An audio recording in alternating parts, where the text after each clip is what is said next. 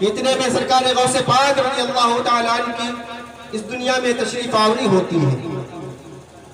سحری کا وقت ختم ہونے سے پہلے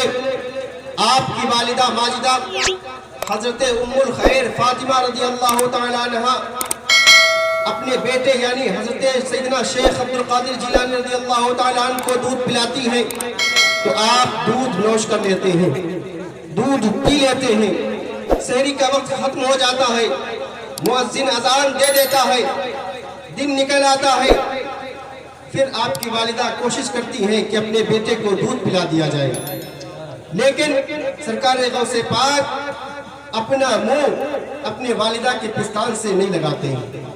کئی مرتبہ کوشش کرتی ہیں کہ بیٹے کو دودھ پلا دیا جائے، لیکن سرکار غوث پاک ہر بار اپنا منہ ہٹا لیتے ہیں۔ وہ پریشان ہو جاتی ہیں کہ ابھی اس بچے کی ولادت ہوئے چند گھنٹے ہوئے ہیں، آخر اس کو ہوا کیا ہے؟ اسی کشمکش کے عالم میں کئی مرتبہ کوشش کرتی ہے کہ ان کا بیٹا دودھ نوش کر لے، دودھ پی لے، لیکن سرکار غوث پاک رضی اللہ تعالیٰ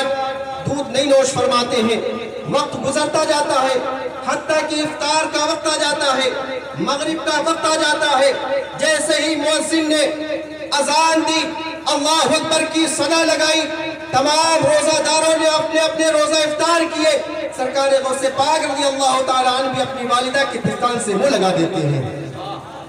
اس طریقے سے ایک دن گزرا، 2 دن گزرا، 3 دن گزرا، اب سب کو یہ سمجھ میں آنے لگا یہ جو بچہ پیدا ہوا ہے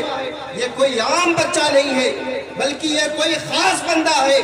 یہ اللہ کا محبوب بندہ ہے، اس نے دنیا میں آتے ہی روزہ رکھنا شروع کر دیا ہے، اللہ کی عبادت کرنی شروع کر دی ہے اور اللہ کی اطاعت و فرما برداری کرنی شروع کر دی ہے۔ پورے جیلان میں بات مشہور ہو گئی، ولد الاشراف انہو لا یرضعو فی نہار رمضان،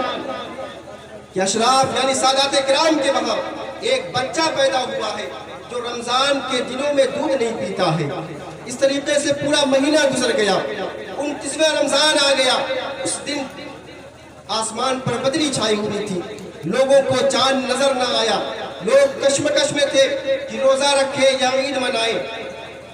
کچھ لوگ صبح کو حضرت ام الخیر فاطمہ رضی اللہ تعالیٰ عنہ کی بارگاہ میں حاضر ہوتے ہیں، عرض کرتے ہیں اے سیدہ آپ ہی بتائیں کہ 29 کا چاند ہوا ہے کہ نہیں ہوا ہے، کیونکہ آپ کے وہاں جو بچہ پیدا ہوا ہے وہ اس نے اگر چاند ہو گیا ہوگا تو اس نے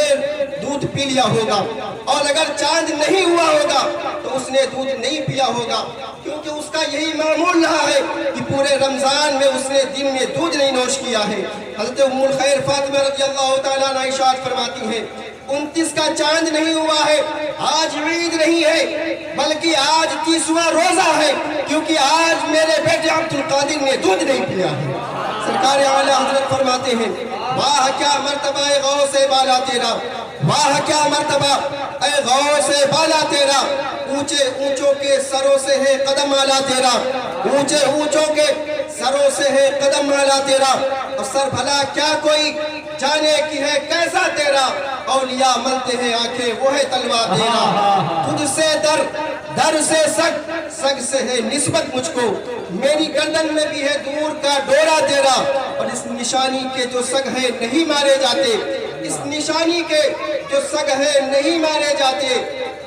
حشر تک میرے گلے میں بھی رہے پٹا تیرا، حشر تک میرے گلے میں بھی رہے پٹا تیرا۔ حضور سیدنا سرکار غوث پاک رضی اللہ تعالیٰ عنہ کو اللہ تبارک و تعالیٰ نے بڑے مقام پر فائز فرمایا ہے،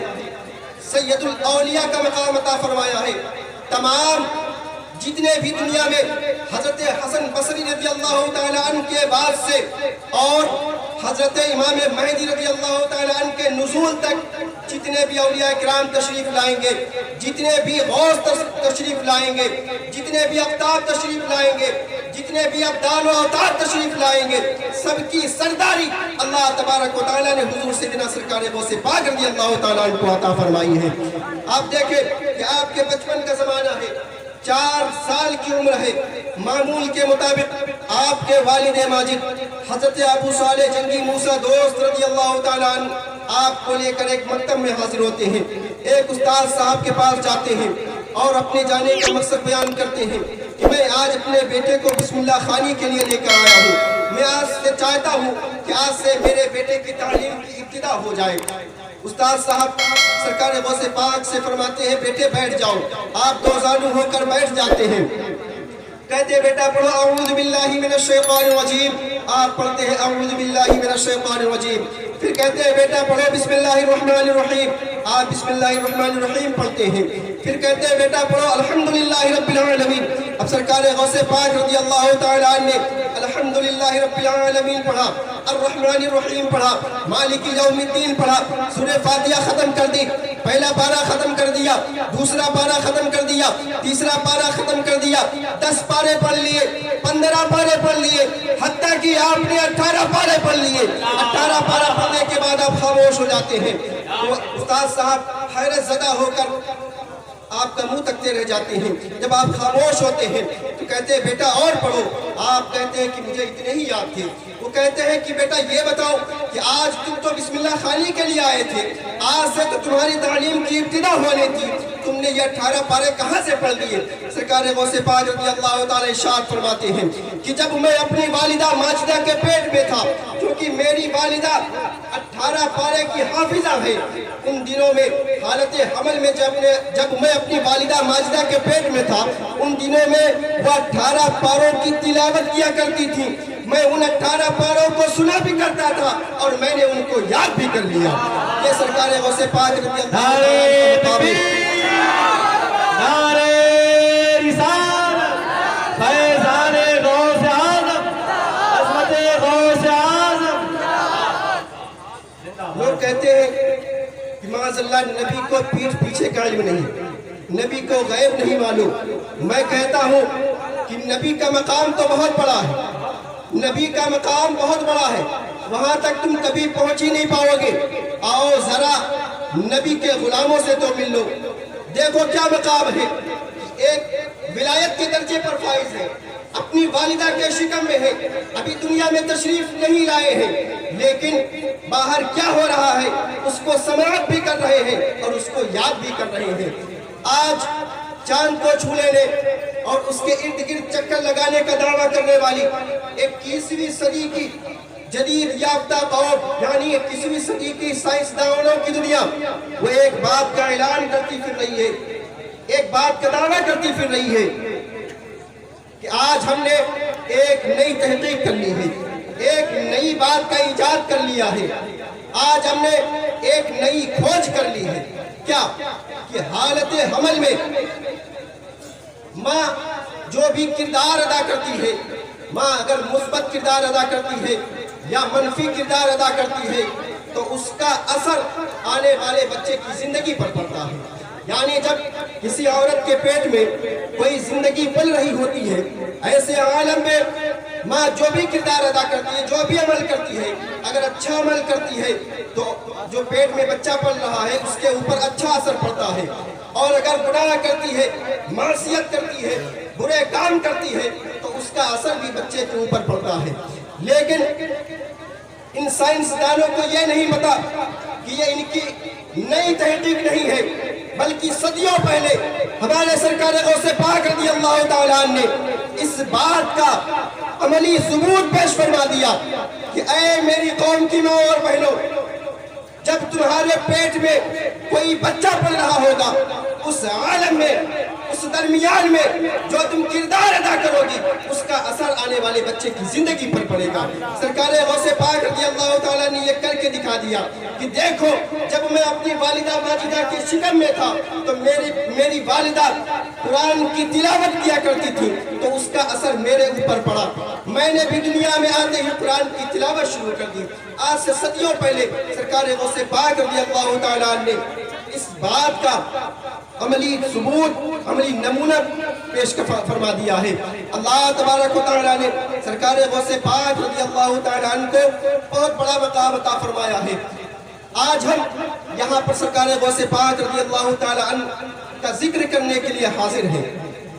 آپ کا تذکرہ کر رہے ہیں۔ یہ ہم اپنی مرضی سے نہیں کر رہے ہیں،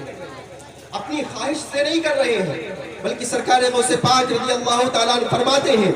کہ کوئی بھی شخص اس وقت تک میرا تذکرہ اور میرا ذکر کر ہی نہیں سکتا ہے جب تک میں نہ چاہوں.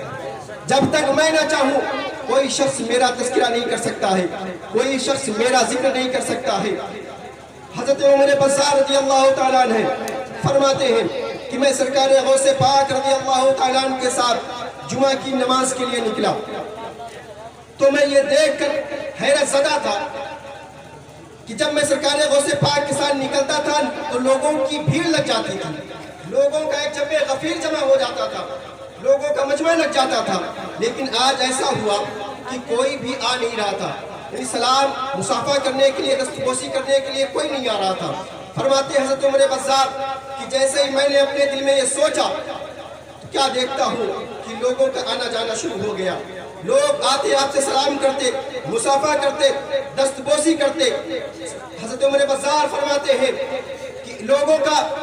مجمع اس قدر بڑھا, لوگوں کی بھیڑ اس قدر بڑھی کہ میں سرکار غوث پاک سے دور ہوتا چلا گیا. اتنا دور ہو گیا کہ سرکار غوث پاک میری آنکھوں سے اوجھل ہونے لگے. میں نے اپنے دل میں سوچا کہ اس سے تو وہی حالت بہتر تھی کہ مجھے اپنے پیر و مرشد کا سایہ حاصل تھا. وہ کہتے ہیں کہ جیسے ہی میں نے اپنے دل میں یہ سوچا سرکار غوث پاک رضی اللہ تعالیٰ عنہ وہیں سے میری جانب مڑے اور ارشاد فرمایا, اے عمر بزار تم ہی تو کہہ رہے تھے کہ لوگ نہیں آ رہے ہیں, اور جب لوگوں کا آنا جانا شروع ہو گیا, جب لوگوں کی بھیڑ اکٹھی ہو گئی تو تمہیں پریشانی کیوں ہو رہی ہے؟ اے عمر بزار کیا تمہیں معلوم نہیں کہ لوگوں کے دلوں کو اللہ تبارک و تعالیٰ نے میری مٹھی میں کر دیا ہے؟ میں جب چاہتا ہوں تو انہیں اپنے قریب کر لیتا ہوں, اور جب چاہتا ہوں تو اپنے سے دور کر دیتا ہوں. یہ مقام ہے سرکار غوث پاک رضی اللہ تعالیٰ عنہ کا کہ دلوں میں انسان کیا سوچتا ہے اس سے بھی سرکار غوث پاک رضی اللہ تعالیٰ عنہ باخبر ہے.